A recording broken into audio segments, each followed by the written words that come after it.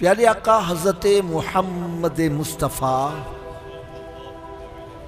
صلی اللہ تعالی علیہ وسلم کی بارگاہ بے کس پناہ میں ایک صحابی حاضر ہوئے، عرض کرنے لگے یا رسول اللہ صلی اللہ تعالی علیہ وسلم، میں تنگ دست بڑا رہتا ہوں، قرض کے بوجھ کے نیچے بھی دبا رہتا ہوں، اپنی طرف سے میری بڑی کوشش ہوئی کہ قرض اتر جائے اور کم از کم 2 وقت پیٹ بھر کے کھانا ہی میسر آ جائے، لیکن بات نہیں بن سکی۔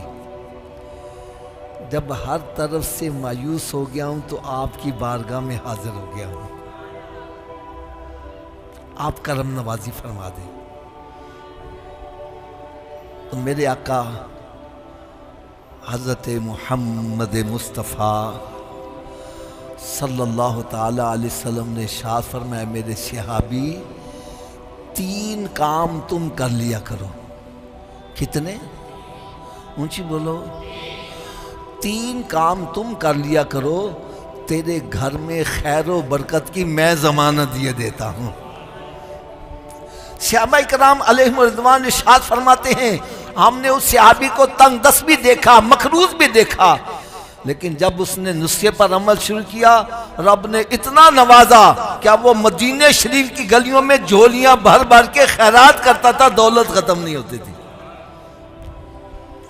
آپ کو نسخہ پتہ نہیں کتنا مشکل ہوگا، لو بھائی سنو نسخہ کیا ہے۔ فرمایا 3 کام کرنے ہیں۔ پہلا کام ہے جب گھر میں داخل ہوا کرو تو گھر والوں کو سلام کر دیا کرو۔ گھر والوں کو کیا کرنا ہے؟ دوسرا کام فرمایا ایک مرتبہ مجھ پر بھی سلام بھیج دیا کرو، السلام علیکہ ایھا النبی ورحمۃ اللہ وبرکاتہ، یہ پڑھ لو، یا الصلاۃ والسلام علیکہ یا رسول اللہ وعلی آلکہ واصحابکہ یا حبیب، یہ پڑھ لو۔ تیسرا کام، ایک مرتبہ سورہ اخلاص بھی پڑھ لیا کرو۔ تینوں کام کیسے کرنے میں پریکٹیکل کر کے بتلا دیتا ہوں، پریکٹیکل، تاکہ آپ کو پریشانی نہ ہو۔ یوں سمجھیں جیسے میں گھر میں داخل ہوا ہوں، اونچی آواز سے کہنا السلام علیکم، اچھا گھر میں کوئی ہو یا نہ ہو سلام کر دو، اونچی آواز سے میں نے السلام علیکم، پھر آہستہ سے کہہ لیتا ہوں الصلاۃ والسلام علیکہ یا رسول اللہ وعلی آلکہ واصحابکہ یا حبیب اللہ، بسم اللہ الرحمن الرحیم، قل هو اللہ احد اللہ الصمد لم یلد ولم یولد ولم یکن لہ کفوا احد۔ اچھا کوئی نسخہ ہوئے نا جس نال ایک دی بجائے 2 فائدے ہو جان، جیسے کہنے نالے چوپڑیاں تے نالے میرے آقا دے غلام واجہ چوپڑیاں میں علمت 2 نہیں کئی ملے۔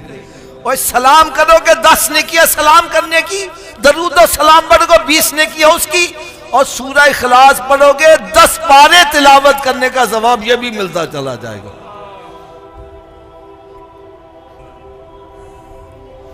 چلو اس کی ایک برکت آپ کو سناؤ یار، آپ کی طبیعت خوش ہو جائے۔ آپ کے یہاں قریب بھی علامہ اقبال ٹاؤن ہے، اس میں ایک دبئی چوک بھی ہے، وہاں پر ایک بڑی عالیشان مسجد بنی ہوئی ہے۔ اس مسجد میں بیان تھا، اتفاق کی بات ہے یہ حدیث بیان کی گئی، اجتماع ختم ہو گیا، لوگ اپنے گھروں کو چلے گئے، بعد میں کچھ ملاقات کرنے والے بعد میں بیٹھے ہوئے تھے، ایک بندہ اپنے گھر سے پھر واپس آ گیا، چہرہ بڑا حساس، بڑا خوش ہے چہرہ۔ میں کہا یار تو واپس آ گیا، خیر ہے؟ کہنے لگا حافظ صاحب آپ نے ابھی جو نسخہ بتلایا نا، اس سے میرے کئی سالوں کا بگڑا ہوا مسئلہ حل ہو گیا۔ میں حیران، یار ابھی نسخہ بتلایا اس کا کون سا مسئلہ حل ہو گیا؟ کہنے لگا جی میری بیوی سے بول کلام بند تھی، کئی سال ہو گئے، نہ اس نے مجھے بلایا نہ میں نے اس کو بلایا۔ کہنے لگا آپ نے کہا گھر میں داخل ہوتے وقت کیا کرنا ہے؟ کہنے میں نے جا کے دروازہ کھٹکھٹایا، اس نے دروازہ کھولا، میں نے جاتے کہہ دیا السلام علیکم، کہنا اس نے بھی مسکرا کے جواب دے دیا ہمارا مسئلہ حل ہو گیا۔ اور میں نے کہا جن کو حقیق جان کے تم نے بجھا دیا، ارے یہی چراغ جلیں گے تو روشنی ہوگی۔ حدیث مبارکہ اٹھا کے دیکھو، حضرت عائشہ صدیقہ طیبہ طاہرہ رضی اللہ تعالی عنہا، آپ ارشاد فرماتی ہیں سونے آقا صلی اللہ علیہ وسلم جب ہمارے حجرے میں داخل ہوتے ہمیں سلام پہلے کیا کرتے تھے.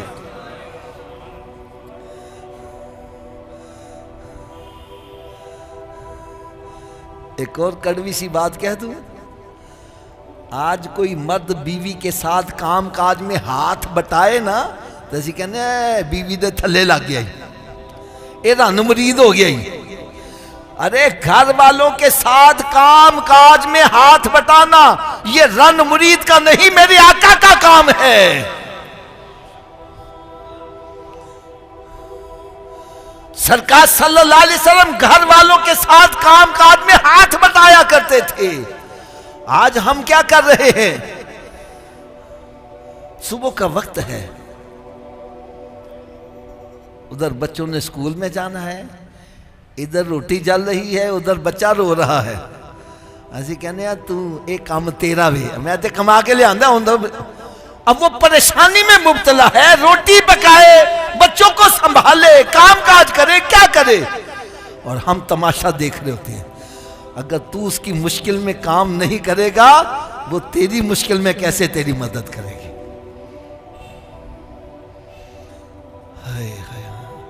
مفتی صاحب نے وہ لائن تھوڑی سی چینج کر دی ہے. ایک بندے سے میں نے سوال کیا، مفتی صاحب اگر مرد عورت کا بچہ ہوا جھوٹا کھا لے، کہنے لگا پھر تو نکاح ٹوٹ گیا. یہ ہمارا حال ہے. میں تو یقین جانو نکاح پڑھاتا ہوں نا تو میں پھر ان کو کچھ مسائل بھی بتلاتا ہوں. میں کہتا ہوں یار ایک بندہ کار چلانا نہیں جانتا، گاڑی چلانا، اس کو ہم اسٹیئرنگ پہ بٹھاتے ہیں؟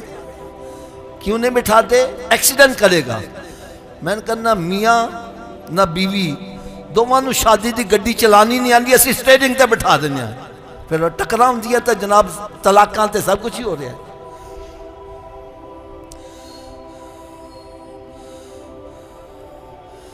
جس بندے کو یہ پتا ہے کہ بیوی کا بچہ ہوا مرد کھا لے نکاح ٹوٹ جاتا ہے، وہ گھر آباد کیسے ہو جائے گا؟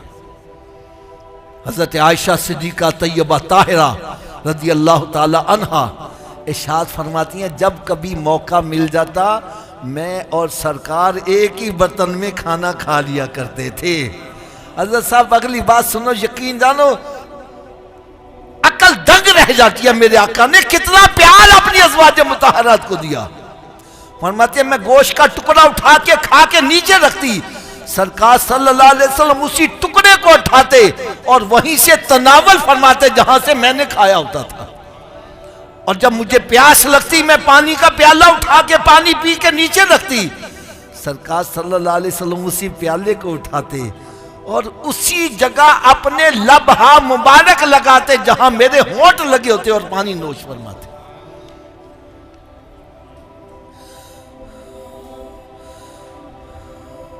میرے پاس مفتی صاحب ایک کیس آیا،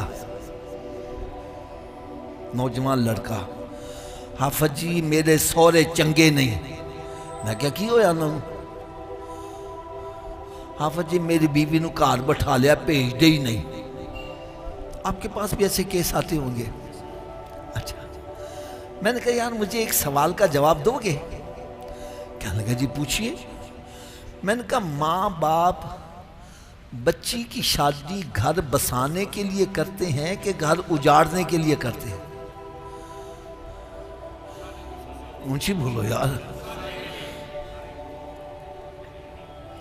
میں نے کہا وہ لاکھوں روپے کا جہیز دیتے ہیں، لاکھوں روپیہ کھانے کا لگاتے ہیں، پھر لڑکے کو تحفے، اس کی ماں کو تحفے، اس کے باپ کو تحفے، اس کے بہن بھائیوں کو تحفے، اس کی چچا ممانی خالہ پھپھیوں کو تحفے. میں نے کہا اتنے تحفے دے کر اگر گھر میں ہی بیٹی کو بٹھانا تھا تو شادی کیوں کی؟ کہنے لگا حافظ جی میں نے جی سمجھ آن جی مسئلہ کی ہے. میں کہ میں سمجھا دینا ہوں. میں نے کہا تیرا اخلاق اچھا نہیں ہے.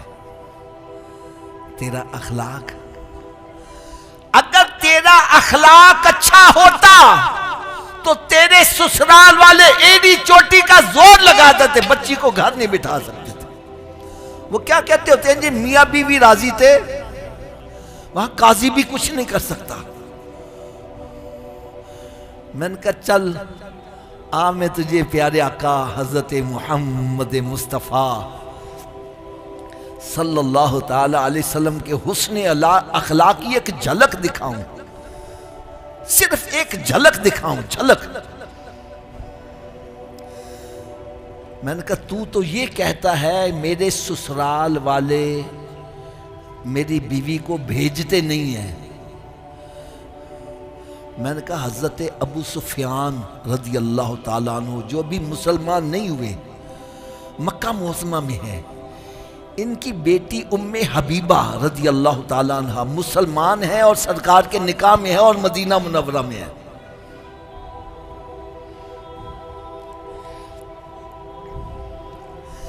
اب تھوڑا سا تصور کرنا، مکہ معظمہ اور مدینہ شریف کے درمیان سفر کتنا ہے، اور ان دنوں میں سفر کرنا کتنا مشکل تھا۔ بچھڑا ہوا باپ بیٹی سے ملاقات کرنے کے لیے مکہ معظمہ سے چلا ہے، مدینہ منورہ پہنچا ہے، اور وہاں جا کر دروازہ کھٹکھٹاتا ہے۔ اندر سے آواز آتی ہے، کون؟ جواب آتا ہے، تیرا باپ ابو سفیان آیا ہے۔ بیٹی کہتی ہے، ابا باہر ہی ٹھہرے رہنا، میں سونے آقا صلی اللہ علیہ وسلم سے پوچھ لوں کیا مسلمان بیٹی کافر باپ سے ملاقات کر سکتی ہے؟ خدا کی قسم بات کرنا بڑا آسان ہے، مشکل عملی جامہ پہنانا بڑا مشکل ہے۔ بچھڑا ہوا باپ باہر کھڑا ہو اور بیٹی دروازہ نہ کھولے، یار کیسا پیار دیا ہوگا میرے آقا صلی اللہ علیہ وسلم۔ اجازت ملی تو دروازہ کھلے گا، ورنہ یہیں سے واپس۔ باپ باہر ہی کھڑا ہے، میرے آقا صلی اللہ علیہ وسلم سے اجازت طلب کی گئی، سونے آقا صلی اللہ علیہ وسلم نے اجازت عطا فرمائی، ہاں ملاقات کر سکتی ہو۔ دروازہ کھلا ہے، ابو سفیان اندر داخل ہوا ہے، ابھی مسلمان نہیں ہوا، لگا بستر پر بیٹھنے۔ بیٹی کہتی ابا ٹھہرو ذرا، ابا ٹھہرو۔ وہ رک گئی، کیا بات ہے؟ بیٹی نے بڑھ کے بستر طے کر کے ایک طرف کر دیا۔ ابو سفیان کہنے لگا، بیٹی تو نے بڑا اچھا کیا، میں عرب کا سردار ہوں اور یہ بستر میرے شایان شان نہیں تھا، تو نے اچھا کیا طے کر کے ایک طرف کر دیا۔ بیٹی چلا اٹھی، کہنے لگی ابا ایسی بات نہیں، بلکہ یہ بستر امام الانبیاء کا ہے اور تو اس لائق نہیں کہ تجھے اس پر بٹھایا جائے۔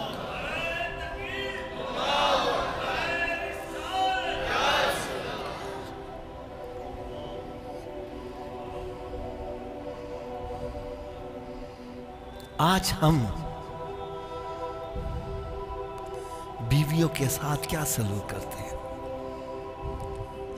حضرت صاحب ایک شیشے کا گلاس ہے، کیا میں نے کہا آپ سے ٹوٹ سکتا ہے کہ نہیں ٹوٹ سکتا؟ یہی گلاس بیوی سے ٹوٹ جائے، اس پر کیوں قیامت ڈھائی جاتی ہے؟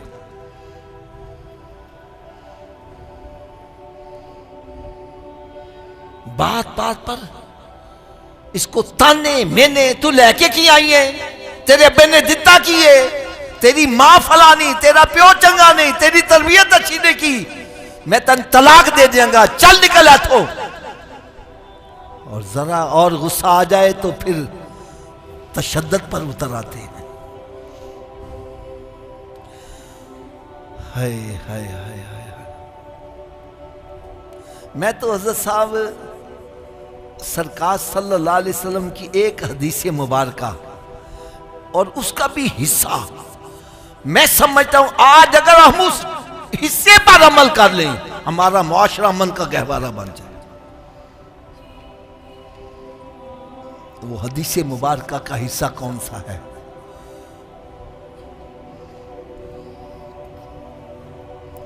میرے آقا صلی اللہ علیہ وسلم نے ارشاد فرمایا، تم میں سے کوئی بندہ اتنی دیر تک کامل مومن نہیں ہو سکتا جتنی دیر اپنے بھائی کے لیے وہ چیز پسند نہ کرے جو اپنے لیے پسند کرتا ہے۔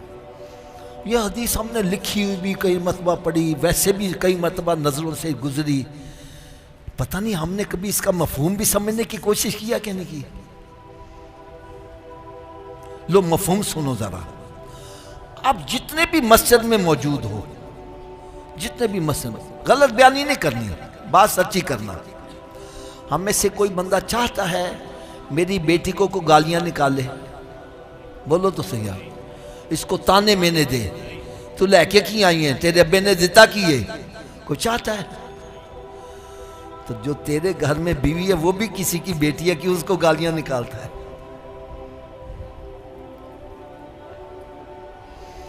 کیوں اس کو بات بات میں برا بھلا کہتا ہے؟ کیوں تانے دیتا ہے؟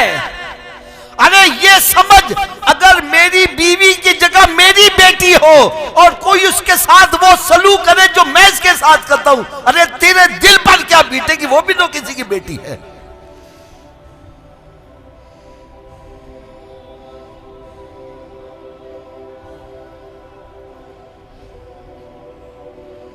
لو مرد یہ سوچ لے، مفتی صاحب مرد صرف یہ سوچ لے، میں جو اپنا سلوک بیوی سے ساتھ کر رہا ہوں، میری بیوی کی جگہ میری بیٹی ہو اور کوئی اسی کے ساتھ ایسا سلوک کرے، میرے دل پر کیا بیٹے گی؟ اسی طرح ساس بھی اگر سوچ لے، جو سلوک میں اپنی بہو سے کرتی ہوں، اس بہو کی جگہ میری بیٹی اور کوئی اس کے ساتھ ایسا سلوک کرے، میرے دل پر کیا بیٹے گی یار؟ اگر میں ان کی جیب کاٹنے لگا ہوں، میں یہ سوچ لوں بھائی اس کی جگہ میں ہوں اور کوئی میری جیب کاٹے، میرے دل پر کیا بیٹے گی؟ میں ان پر ظلم کرنے لگا ہوں، میں سوچ لوں بھائی ان کی جگہ میں ہوں اور کوئی میرے ساتھ ایسا ظلم کرے، میرے دل پر کیا بیٹے؟ میں کہتا ہوں صرف اس حدیث کے اتنے حصے پر عمل کر لو، خدا کی قسم ہمارا معاشرہ امن کا گہوارہ بنتا چلا جائے۔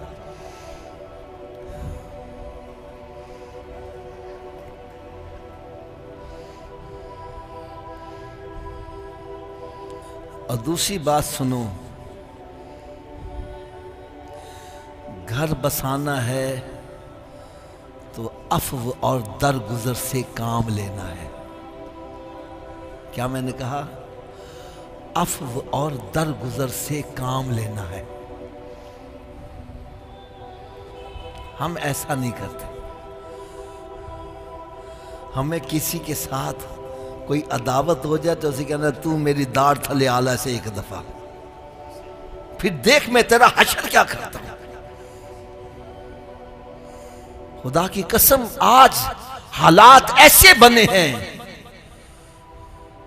خاندانوں میں گروپ بنے ہیں، تو ادھر گیا ساڑھے کلوں گیا، سکا بھائی بھائی سے نہیں بول رہا، بہن بھائی سے نہیں بولی، باپ بیٹے کو نہیں بلا رہا۔ میرے آقا صلی اللہ علیہ وسلم نے ارشاد فرمایا، ایک مسلمان کے لیے حلال نہیں کہ اپنے بھائی سے 3 دن سے زائد قطع تعلق کرے۔ کتنے دن؟ اور اگر کرے گا تو پھر ہوگا کیا؟ فرمایا خطرہ ہے کہیں اس کا خاتمہ خراب نہ ہو جائے۔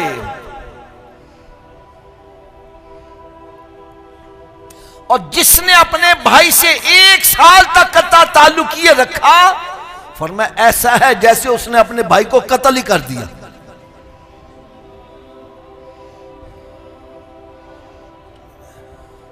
یار حدیث مبارکہ کا مفہوم عرض کرنے لگا ہوں۔ اللہ رب العزت نے جب صلہ رحمی کس کو کہتے ہیں؟ خونی رشتوں کو ملانا۔ جب صلہ رحمی کو زمین پر بھیجنا چاہا، یہ صلہ رحمی رب تعالیٰ کے عرش کے پائے کو پکڑ کر کھڑی ہوگی، یا اللہ مجھے دنیا میں نہ بھیج، یہ دنیا دار میری قدر نہیں کریں گے۔ رب تعالیٰ نے ارشاد فرمایا صلہ رحمی کیا تو اس بات پر راضی نہیں ہے؟ کیا تو اس بات پر راضی نہیں ہے کہ جو تیری قدر کرے گا میں بھی اس کی قدر کروں گا، جو تیری قدر نہیں کرے گا میں بھی نظروں سے گرا دوں گا۔ یار آج ہم کہیں اللہ کی نظروں سے گرے ہوئے نہیں ہیں، دعائیں مانگنے قبول ہی نہیں ہو رہی، پریشانیاں ہی ختم نہیں ہو رہی۔ کبھی اپنے گریبان میں جھانک کر دیکھا ہے میرا سینہ بھی پاک ہے کہ نہیں ہے؟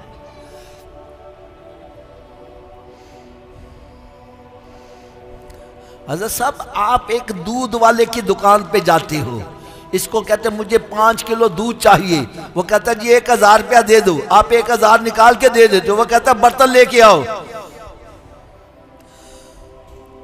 آپ برتن لے کے آتے ہو، برتن کے اندر غلاظت لگی ہے، ناپاکی لگی ہے، دودھ والا اس میں دودھ ڈال دے گا؟ تھوڑا سا اونچی آواز سے بولو۔ آپ کہتے ہو پانی نے پیسے نہیں لیے، اور پیسے لیے، دودھ ڈال اس میں۔ وہ کہتا جی بے شک آپ نے پیسے دیے ہیں، آپ 5 کلو دودھ کے مالک بھی بن گئے ہو، لیکن دودھ لینا ہے تو برتن صاف کر کے آؤ، گندے برتن میں دودھ نہیں ڈالا جاتا، گندے برتن میں دودھ۔ یار ایک دودھ والا پیسے لے کر گندے برتن میں دودھ نہیں ڈالا، اللہ تعالیٰ اپنا نور تیرے گندے سینے میں کیسے ڈال دیا؟ جس سینے کے اندر بغض ہے، حسد ہے، کینہ ہے، ریاکاری ہے، تکبر ہے، قطع رحمی ہے، اس سینے کے اندر اللہ کا نور کیسے آ جائے؟ تجھے سکون کی نیند کیسے آ جائے؟ ایک اور ہی ساتھ اشارہ کر دوں، اللہ کرے میری بات دل پر چھوڑ کر جائے۔ حضرت صاحب آپ کے گھر میں صندوق ہے، اس میں گندے کپڑے رکھتے ہو صاف رکھتے ہو؟ اونچی بولو یار، گندے کیوں نہیں رکھتے؟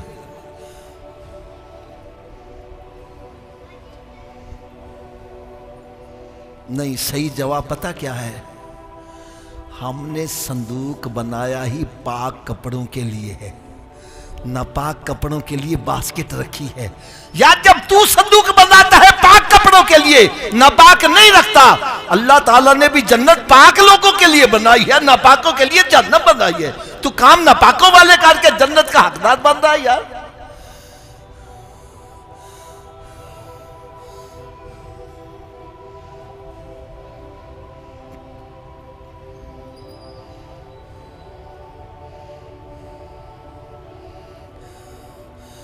آؤ ایک بڑا پیارا نسخہ جس کی آج کل بڑی اشد ضرورت ہے، وہ نسخہ کیا ہے؟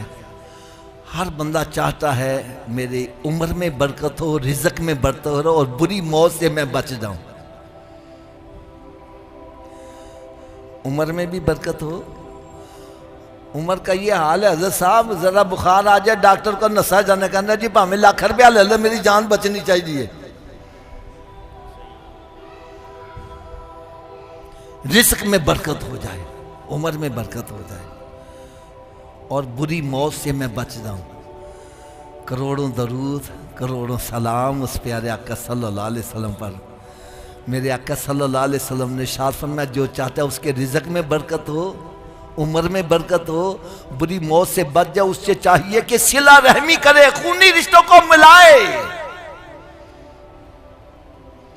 اچھا، صلہ رحمی کا مفہوم کیا ہے؟ میں یہ تھوڑا سا یہ بھی سمجھا دوں، صلہ رحمی کہتے کس کو؟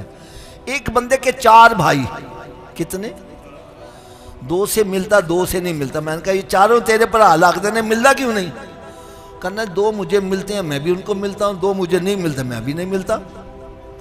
میں نے کہا یہ صلہ رحمی نہیں، یہ تو عدلے کا بدلہ ہے۔ مفتی صاحب پہلی مرتبہ ملے ہیں یار، میں ان سے سلام دعا کرتا ہوں، ان کے شادی غمی میں آنا، یہ بھی آنا شروع کر دیں، یہ تو عدلے کا بدلہ ہے۔ ارے صلہ رحمی یہ ہے، تیرا بھائی تجھ سے توڑنا چاہتا ہے، تو پھر بھی کہا نا بھائی تو میرا ماں جایا، میں تو نہیں چھڑ رہا، تو پہمیں میرے پر پتر دی شادی تے نہیں ہے، میں تو ضرور آنا ہی۔ یہ ہے صلہ رحمی۔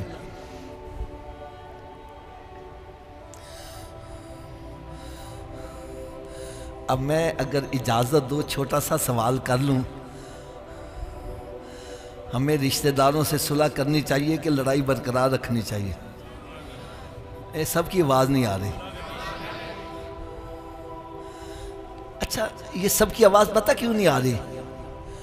صلح کرنے سے رب راضی ہوتا ہے، اور لڑائی کرنے سے شیطان چاہے گا ہم سے رب راضی ہو جائے، وہ کہتا ہے چھڑ مولوی دیاں گلاں، اے ہمیں مار دینے۔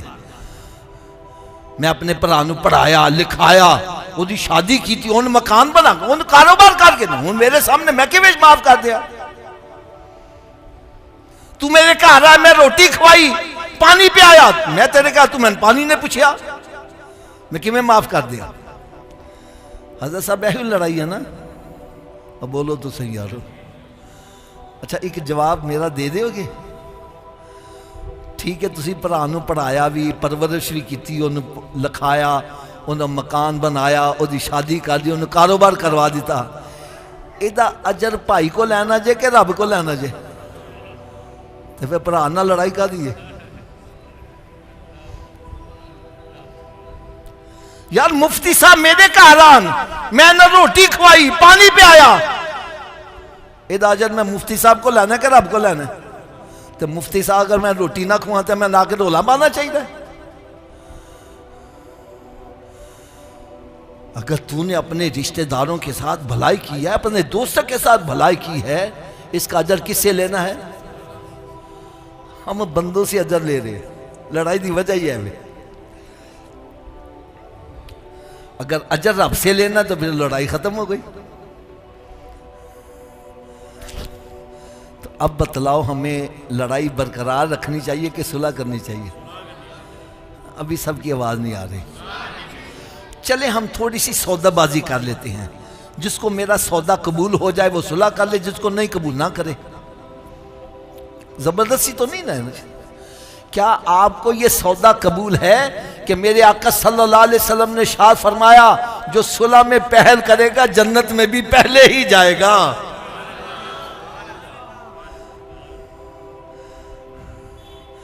نہیں آویزہ میرے پرا نے بڑا ظلم کیتا، میں نے گالاں کڈیاں، میں نے تکے دے کے باہر کڈیا، خاندان چ گندیاں کیتا، میں کہ میں معاف کر دیا؟ میں کہا یار اسی تے اس نبی دا کلمہ پڑھیا جنہ نے اپنے چچا دا کلیجہ چبان آلے نو ہی معاف کر دیتا۔ یار کیا تیرے پرا نے اس طرح بڑا ظلم کیتا ہے؟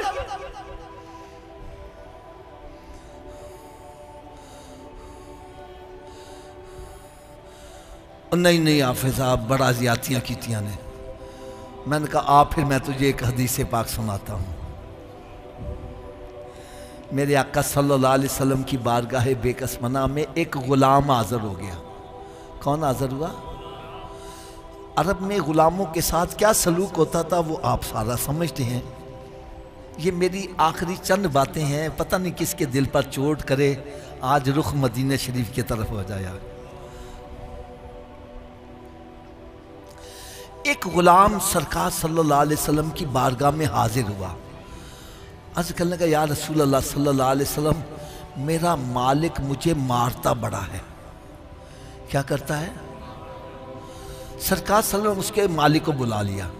حضرت جی یقین جنو ایسی گال کرن لگا ہوا کہ پتہ نہیں آج کدے دل تے چوٹ کر جاوے۔ یار اس کے مالک کو بلا لیا، پوچھا بھی تو اس غلام کو مارتا کیوں ہے؟ عرض کرنے کا یا صلی اللہ علیہ وسلم ایک غلطیاں بڑیاں کرتا ہے۔ کیا کرتا ہے؟ اچھی بولو ذرا۔ فرمایا اگر یہ غلطیاں کرتا ہے تو اس کو معاف کر دیا کر۔ کیا کیا کر؟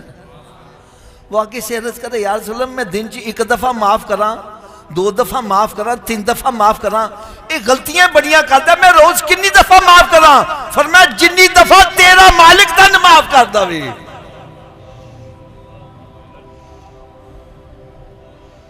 یار مسجد بیٹھے سچی گال کرنا، اگر رب تعالیٰ ساڑیاں غلطیاں تے سان پھڑن لگے ہم ایک سانس بھی لے سکتے ہیں، ایک قدم بھی چل سکتے ہیں۔ یار ہم قدم پر گناہ کریں اور رب تعالیٰ قدم پر معاف کرو، اور ہم بندے کو معاف کرنے کے لیے تیار نہیں ہیں۔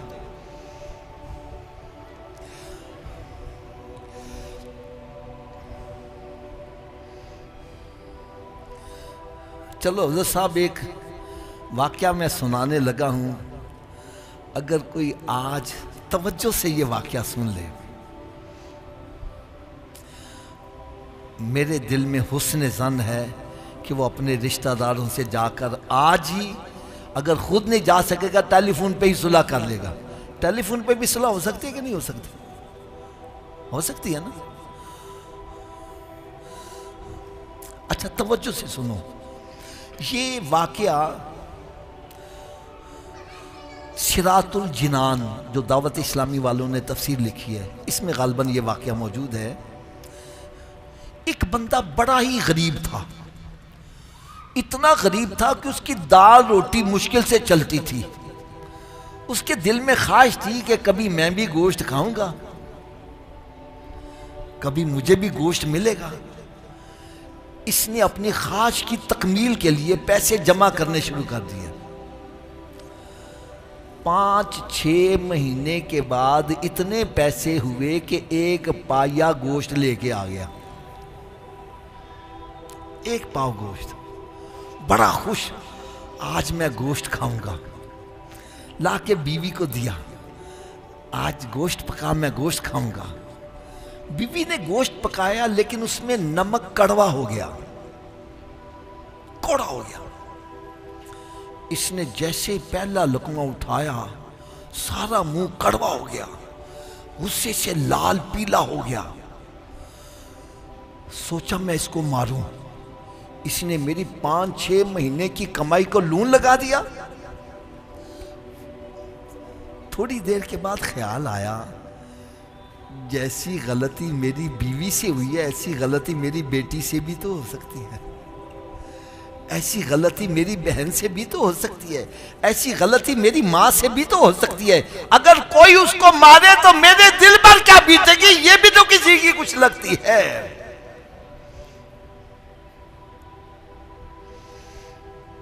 سارے رشتے گن کے نا آخر میں کہتا ہے یار یہ اللہ دی بندی بھی تے ہے،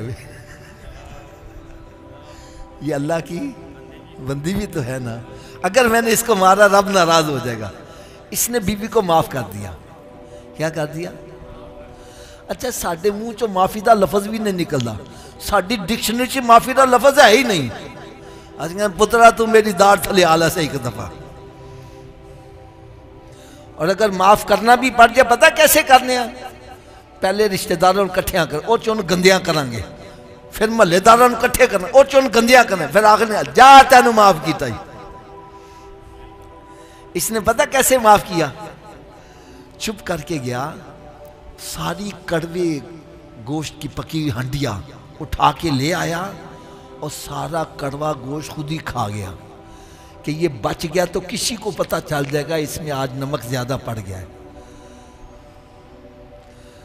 سارا کڑوا گوشت خود ہی کھا گیا۔ میرے آقا صلی اللہ علیہ وسلم کی عادت کریمہ، سرکار صلی اللہ علیہ وسلم کی بارگاہ میں جب کوئی تحفہ نذرانہ لاتا، میرے آقا صلی اللہ علیہ وسلم خود بھی تناول فرماتے، صحابہ کرام میں بھی تقسیم فرماتے۔ ایک مرتبہ ایک مڑیا کھیر پکا کے لے آئی، میرے آقا صلی اللہ علیہ وسلم نے کھاری کھیر خود ہی تناول فرمایا، کسی صحابی کو نہیں دی۔ مائی بڑا خوش، واہ واہ سرکار نو میری کھیر ایڈی پسند آئی ہے کسی نو دیتی نہیں۔ مائی خوشی خوشی واپس چلی گئی۔ صحابہ کرام بعد میں عرض کریں یا سنا آج ہمیں نہیں ملی؟ فرمایا یہ میٹھے کی جگہ نمک ڈال کے لے آئی تھی، اگر میں تمہیں دیتا تم نے کہنا کوڑی بڑی ہے، مائی کا دل ٹوٹ جانا تھا، میں نے مائی کا دل رکھنے کے لیے کڑوی خود کھائی ہے، یا تو نے کبھی بیوی کا دل رکھنے کے لیے کڑوا سالن کھایا ہے؟ ماں کا دل رکھنے کے لیے کڑوا سالن کھایا ہے؟ ادھر تو وہ چھابی جا رہی ہے، وہ چنگیز جا رہی ہے، وہ برتن توڑے جا رہی ہے۔ یا تو چیوری کھانے والی حدیثوں پر عمل کرتا ہے، اس پر عمل کون کرے گا؟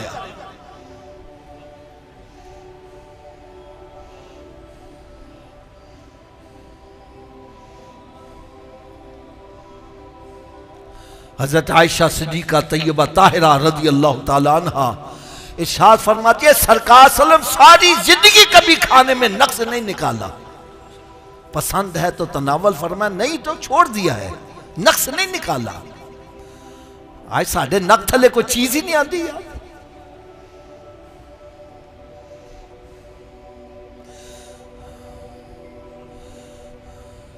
اس نے سارا کڑوا گوشت خود ہی کھا لیا، نہ کوئی پنچایت کٹھی کی تھی، نہ کوئی رشتہ دار کٹھے کی تھے، سارا گوشت خود ہی کھا گیا، اور کسی کو کانوں کان نہیں خبر ہوئی۔ وقت گزرتا گیا، پھر ایک وقت آیا کل نفس ذائقۃ الموت، اس کو موت آ گئی، فرشتے آ گئے، نامہ اعمال چیک کیا ہے، دیکھا پورا نامہ اعمال میں کوئی نیکی نہیں، پورے نامہ اعمال میں کوئی نیکی نہیں۔ اس کو یقین ہو گیا میرا ٹھکانہ دوزخ ہے۔ رب تعالیٰ نے ارشاد فرمایا فرشتوں ایک مرتبہ پھر دیکھ لو، شاید کوئی نیکی نظر آ جائے۔ پھر دیکھا یا اللہ نیکی ہے ہی کوئی نہیں، نظر کتوں آ جاوے؟ فرمایا فرشتوں تیسری دفعہ پھر دیکھ لو، پھر سارا نظر ماری، یا اللہ نیکی تو کوئی نہیں، البتہ ایک مرتبہ اس کی بیوی سے نمک زیادہ پڑ گیا تھا، اور اس نے یہ کہتے ہوئے کہ یہ اللہ کی بندی ہے اس کو معاف کر دیا تھا، رب تعالیٰ نے ارشاد فرمایا اس نے میری بندی کو معاف کیا، جاؤ میں اس کو معاف کر رہا ہوں۔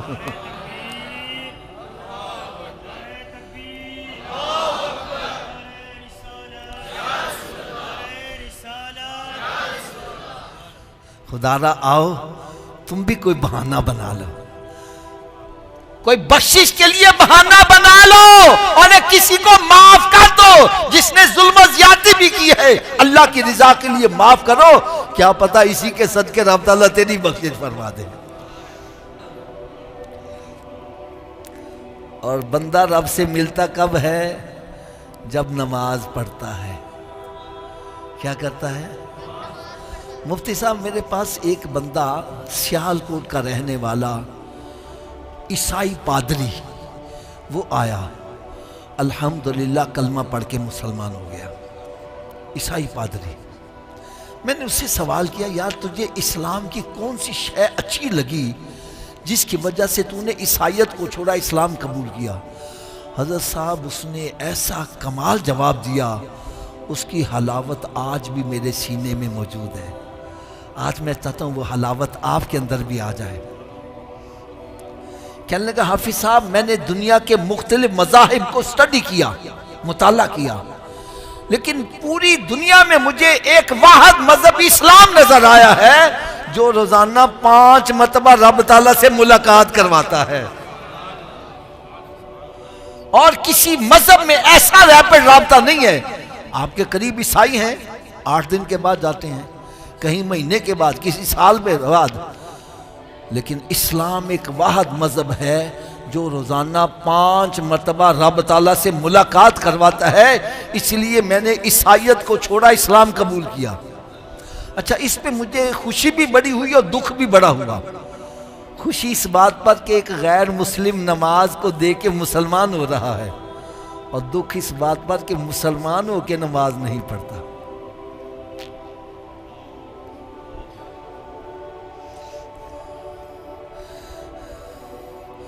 لو حضرت صاحب اب میں سوال آپ سے کرنے لگا ہوں اور پھر بیان ختم ہو جائے گا۔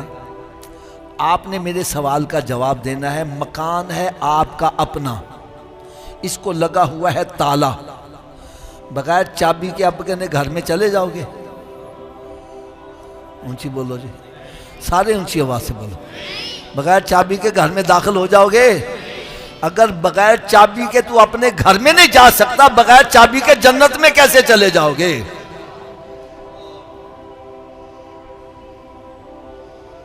آپ کہیں گے جی جنت کی چابی کیا ہے؟ میں کہوں گا بھائی مجھ سے نہ پوچھو، جس نبی کا میلاد مناتے انہی سے پوچھ لو جنت کی چابی کیا ہے۔ تو میرے آقا صلی اللہ علیہ وسلم نے ارشاد فرمایا الصلاۃ مفتاح الجنہ، نماز جنت کی، اونچی بولو، نماز جنت کی چابی ہے، نماز جنت کی